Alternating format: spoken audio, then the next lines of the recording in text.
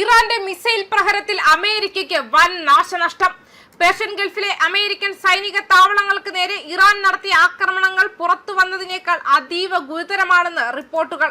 മേഖലയിലെ US താവളങ്ങൾക്കും സൈനിക ഉപകരണങ്ങൾക്കും കനത്ത നാശനഷ്ടങ്ങൾ സംഭവിച്ചതായും ഇവയുടെ അറ്റകുറ്റപ്പണികൾക്കായി ബില്യൺ കണക്കിന് ഡോളർ ചെലവാകുമെന്നും ഉന്നത US ഉദ്യോഗസ്ഥരെ ഉദ്ധരിച്ച് NBC ന്യൂസ് റിപ്പോർട്ട് ചെയ്തിട്ടുണ്ട്. ഫെബ്രുവരി 28-ന് യുദ്ധം ആരംഭിച്ചതു മുതൽ മേഖലയിലെ 7ഓളം രാജ്യങ്ങളിലെ US സൈനിക കേന്ദ്രങ്ങൾ ലക്ഷ്യമിട്ട് ഇറാൻ ആക്രമണം നടത്തിയിരുന്നു. സൈനിക സംഭരണശാലകൾ, കമാൻഡ് സെന്ററുകൾ, വിമാന ഹാങ്ങറുകൾ, സാറ്റലൈറ്റ് കമ്മ്യൂണിക്കേഷൻ സംവിധാനങ്ങൾ എന്നിവയ്ക്ക് ആക്രമണത്തിൽ വൻതോതിൽ കേടുപാടുകൾ സംഭവിച്ചു.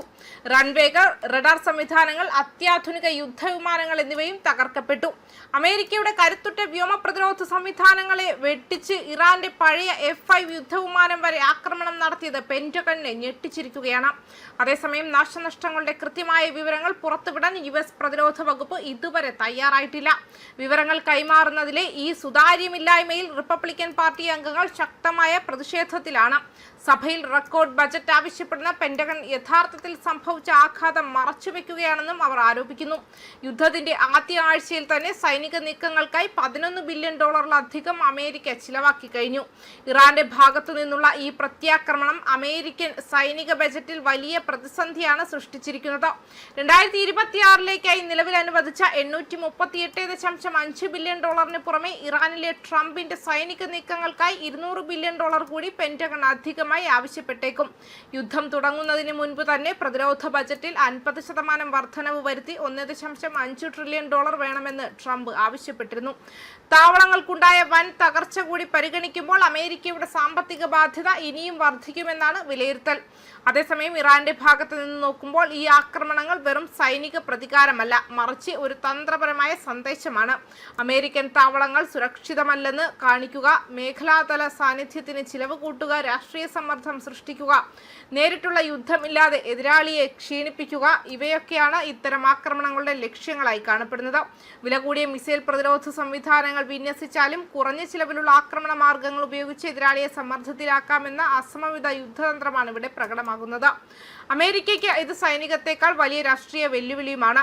ശക്തിയുടെ പ്രതീകമായി കണക്കാക്കപ്പെടുന്ന ഗൾഫ് താവളങ്ങൾ ആവർത്തിച്ച് ലക്ഷ്യമിടുമ്പോൾ പ്രാദേശിക സഖ്യരാജ്യങ്ങളുടെ ആത്മവിശ്വാസവും ബാധിക്കാം. Saudi Arabia, Qatar, Bahrain, Kuwait, UAE പോലുള്ള രാജ്യങ്ങൾ അമേരിക്കൻ സുരക്ഷാ കുടക്കീഴിലാണ് തങ്ങളുടെ പ്രതിരോധ കണക്കുകൂട്ടലുകൾ നിർമ്മിച്ചിരിക്കുന്നത്.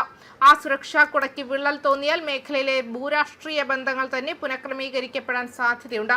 ഇതിനിടയിൽ അമേരിക്കയും ഇറാനും പാകിസ്ഥാനിൽ ചർച്ചകൾ നടത്തുമെന്ന റിപ്പോർട്ടുകളും പുറത്തുവരുന്നു. യുദ്ധഭൂമിയിലെ ഏറ്റുമുട്ടലിനൊപ്പം നയതന്ത്ര ചാനലുകളും ഒരേ സമയം പ്രവർത്തിക്കുന്നതിന്റെ ഉദാഹരണമാണിത്.